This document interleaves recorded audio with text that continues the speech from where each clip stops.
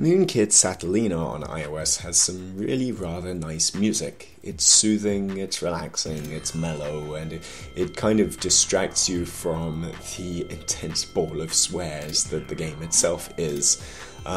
Because at its heart, even through the relaxing music and the minimalist visuals, this is a game of trying to needle you into frustration, of trying to force you to go quickly where restraint is what's best exercised. This is a game where you control a little white puck in a bid to collect green orbs. There's green, yellow and red, or once you finish the game, as we're seeing here, purple, yellow and blue. And they all sort of swirl around the screen. You want to collect the green orbs but avoid the other colours, and the other colours will eventually turn green once your job is done. So that basically means that it's an extensive bout of threading a series of needles. These orbs start swirling all over the place in very intricate patterns, and you've kind of got to avoid the colours that you don't want and collect the colours that you do want, because one mistake and you have to start that stage all over again. It's kind of pushing you constantly to improve your times, because the stages here are divided into blocks of 5.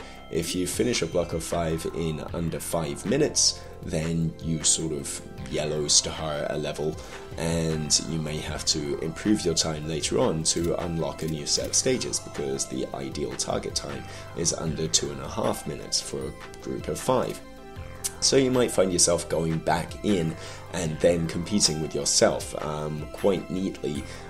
Once you go back to a stage that you've played before, then you get split times at the end of each stage, letting you know how far in front or behind your previous efforts you are. So you kind of get some real nice competition going with yourself. But it's a short-lived competition.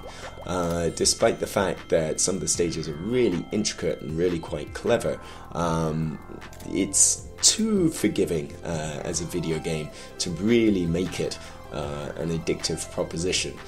Even with a couple of mistakes, you'll likely find yourself comfortably finishing a group of 5 stages in under the requisite 2.5 minutes after 1 or 2 tries, and that means you'll rip through the group of 10 blocks that are in the game. And even if you're into that, head through the Marathon World Tour session at the end without too much hassle, and once it's done, it's kind of done. That's a bit of a shame, because Satellina kind of encourages you to think of the puzzling aspect behind this game.